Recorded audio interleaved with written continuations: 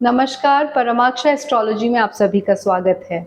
आज मैं बात करूंगी कुछ ऐसे फेमस पर्सनालिटीज के बारे में जिनके नाम आपने डेफिनेटली सुने होंगे, जैसे जवाहरलाल नेहरू, जैसे धीरूभाई अंबानी, जैसे सचिन तेंदुलकर और जैसे गौतम अडानी। गौतम अडानी तो डेफिनेटली एक हॉट टॉपिक है अभी आजकल इन दिनों, तो मैंने सोचा let's make a video on this. देखिए, ये जो भी मैं नॉलेज आपको यहाँ पे देती हूँ या जो भी कुछ मैं बताती हूँ, ज्योतिष से रिलेटेड जो मेरा कंटेंट होता है वो सब मैंने अपने गुरुओं से सीखा है। और अगर मैं इस दोष की बात करूँ जो इन सभी फेमस पर्सनालिटीज के चार्ट्स में यानी कि उनकी जन्म कुंडली में अवेलेबल है, जिसे दुनिया दोष कहती है, लेकिन इसी दोष ने योग बन के उनकी कुंडलियों में चार चांद लगाए। और ये मेरे गुरु के.एन. राव जी, जिनसे मैंने शिक्षा ली है, जिनसे मैंने ज्योतिष का अध्ययन किया है, जिन्होंने हमें पढ़ाया है, उन्होंने बहुत साल पहले ये बात डिक्लेयर कर दी थी कि ऐसा कोई दोष है ही नहीं। और उन्होंने ऐसा शास्त्रों के बेसिस पे करा था, मतलब उन्होंने ये प्रूव कर दिया था कि किसी भी ग्रंथ में इस दोष का नाम नहीं है।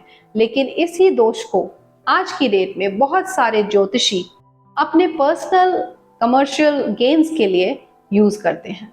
सो I just want to bring to your notice कि इस दोष जैसा ग्रंथों में कोई दोष है ही नहीं। मैं यहाँ बात कर रही हूँ काल सर्प दोष के बारे में, और मेरा नाम है Reena Sharma. I am an astrologer, a vastu consultant and a Lal Kitab expert. और हमारे गुरु श्री के.एन. राव जी ने ये बहुत पहले समझा दिया था कि काल सर्प दोष जैसा कोई दोष है ही नहीं। इनफैक्ट इन सारे फेमस पर्सनालिटीज के चार्ट्स में अगर हम देखें तो ये काल सर्प दोष, सो कॉल्ड दोष, या मैं अगर कहूं तो योग, डेफिनेटली इनकी कुंडलियों में अवेलेबल है। तो ये काल सर्प दोष होता क्या है?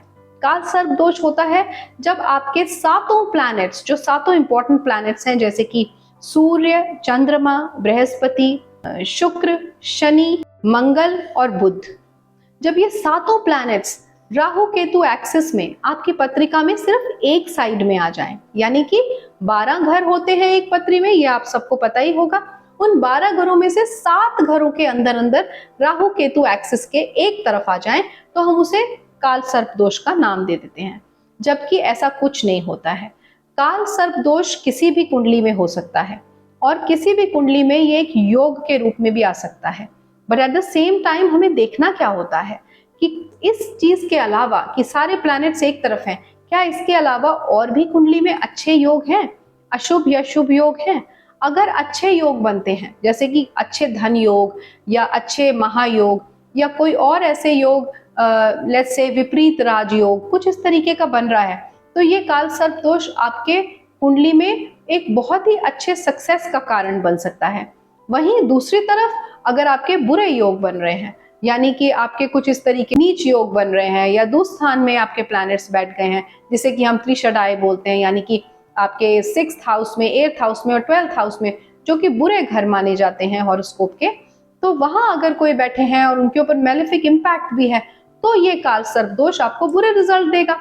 सो there is nothing special about the kaal sarp दोष कि ये दोष आपकी कुंडली में है तो आप किसी भी पंडित को लाखों रुपए दे दें और बहुत पूजा पाठ इसके लिए करवा लें, उससे कोई फायदा होने वाला नहीं है। अगर आपकी कुंडली में इस तरीके का कोई योग है या इस तरीके के कॉम्बिनेशंस हैं, तो it's a very very normal thing. First of all मैं आप लोगों को ये बताना चाहती हूँ, ये कोई बहुत बड़ी बात नहीं, इस नाम का कोई दोष है ही नहीं, it doesn't exist. This is something I want to bring to your notice.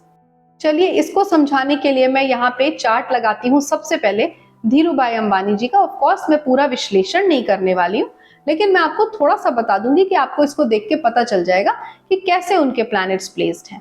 देखिए, धीरूभाई अंबानी की अगर आप बात करें तो उनकी पत्री में आप देखेंगे कि उनका लग्न है धनु, और वहां पे सूर्य और चंद्रमा बैठे हैं। राहु उनका 3rd हाउस में है और केतु उनका 9th हाउस में है। सो आप देखेंगे 4th, 5th, 6th, 7th, ये पूरे के पूरे घर जो हैं खाली हैं, सारे के सारे प्लैनेट्स उस तरफ हैं। इसका मतलब कि उनकी कुंडली में काल सर्प दोष था, और अगर ऐसा था उसके बावजूद भी उन्होंने राइज करा तो काल सर्प दोष एक बहुत अच्छा दोष है, तो ये सबकी कुंडली में होना चाहिए। अगर मैं गलत कह रही हूं तो प्लीज बताइएगा कमेंट सेक्शन में। चलिए अब बात करते हैं सचिन तेंदुलकर के हॉरोस्कोप के बारे में। इसमें भी आप कुछ ऐसा देखेंगे। अब ये देखिए सचिन तेंदुलकर जी की पत्री। आपको पता है सचिन तेंदुलकर ने अपने क्रिकेट जगत में किस तरीके से अपनी जगह बनाई है। तो आप यहाँ पे देखिए लियो लग्न यानी कि सिंह लग्न राइज हो रहा है इनकी पत्रिका में, और इनका राहु बैठा हुआ है इनके 5th हाउस में चंद्रमा के साथ, और केतु बैठा है 11th हाउस में अकेला। अब 5th हाउस से लेके अगर आप गिने तो 6th हाउस में आप देखेंगे जुपिटर हैं और मंगल हैं, और 7th हाउस में कुछ नहीं है। 6th हाउस में फिर बुध बैठे हैं, 9th हाउस में फिर सूर्य और शुक्र बैठे हैं, 10th हाउस में सैटर्न है और केतु आ गया। मतलब सारे के सारे प्लैनेट्स एक ही लाइन में हैं, और बाकी के अगर हम घूम के जा रहे हैं उस तरफ तो 12th हाउस में, 1st हाउस में, 2nd हाउस में, 3rd हाउस में, 4th हाउस में कुछ भी नहीं है। सो फिर अगेन देयर इज काल सर्प दोष। अब ये दोष तो फिर उनको लाइफ में उनको बहुत अनसक्सेसफुल होना चाहिए था, बट वो तो एक बहुत सक्सेसफुल क्रिकेटर के नाम से जाने जाते हैं। सो अगेन हम यही कहेंगे ना कि काल सर्प दोष एक दोष नहीं है, वो रादर एक योग है। चलिए अब आगे बढ़ते हैं और बात करते हैं जवाहरलाल नेहरू जी की कुंडली के बारे में। जवाहरलाल नेहरू जी की अगर आप कुंडली देख रहे हैं स्क्रीन पे तो आप देखेंगे कि उनका लगन है कैंसर यानी कि कर्क। सारे प्लैनेट्स उनके छठे घर से लेके और 12वें घर के बीच में आ जाते हैं। हाँ, शनि उनका दूसरे घर में जरूर जा रहा है। तो हम इससे क्या कह सकते हैं, अगेन सारे के सारे प्लैनेट्स उनके एक ही तरफ हैं। फिर से काल सर्प दोष का यहाँ पे निर्माण हो रहा है। तो क्या इनका नाम नहीं हुआ था? क्या ये फेमस नहीं थे या ये सक्सेसफुल नहीं थे? अरे भाई, ये भारत के प्रधानमंत्री थे। तो अगर काल सर्प दोष वाकई एक दोष है तो इन्हें प्रधानमंत्री कैसे बना पाया? चलिए now let's talk about Gautam Adani ji. Gautam Adani ji का चार्ट अगर आप देख रहे हैं स्क्रीन पे तो देखिए टॉरस लगन है यानी कि वृषभ लगन। राहु इनका 3rd हाउस में शुक्र के साथ है। केतु इनका वक्री शनि यानी कि रेट्रोग्रेड सैटर्न के साथ 9th हाउस में है। कोई भी प्लैनेट इनका 4th house, 5th house, 6th house, 7th house और 8th हाउस में नहीं है।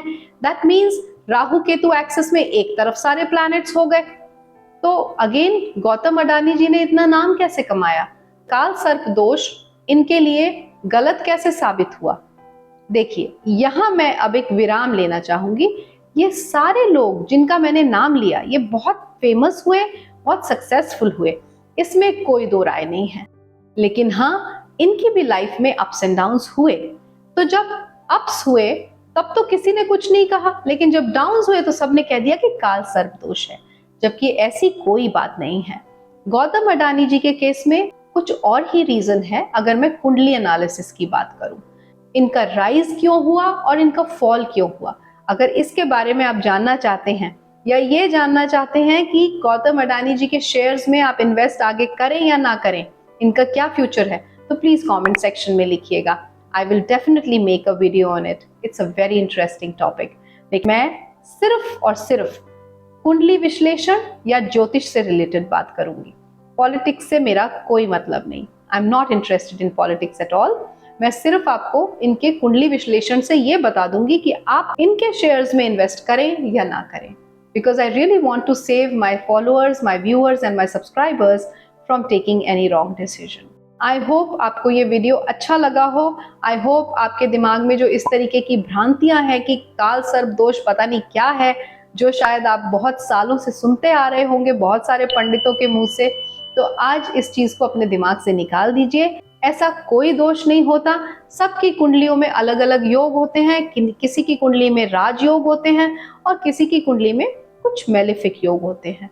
इसी की वजह से हम लोग अलग अलग तरीके के जीवन को व्यतीत करते हैं, और अगर हम ज्योतिष को फॉलो करें तो हम पहले से गाइडेंस ले सकते हैं। बिकॉज ज्योतिष को मैं लाइफ का जीपीएस कहती हूँ। जैसे जीपीएस आपको रास्ता दिखा देता है, ऐसे ज्योतिष भी आपको रास्ता दिखा के गाइड कर सकता है। रास्ते चेंज नहीं होते, सिमिलरली ज्योतिष आपकी डेस्टिनी नहीं चेंज कर सकती, बट हाँ आपको गाइड कर सकती है कि आगे आने वाले गड्ढे के लिए आप अपने आप को कैसे प्रिपेयर करें और वहां आपको कम से कम जर्क लगे। So thank you for watching this video. If you are new to my channel, please subscribe this channel and help me grow, help me feel motivated. And मैं पूरी कोशिश करूंगी कि ज्योतिष से रिलेटेड जितना अच्छे से अच्छा कंटेंट हो सके, जो नॉलेजेबल हो, जो यूनिक हो, जो आपको इंटरेस्टिंग लगे, वो ला सकूं। So thank you for watching this video. Do subscribe this and do not forget to hit the bell icon. I'll be seeing you very soon.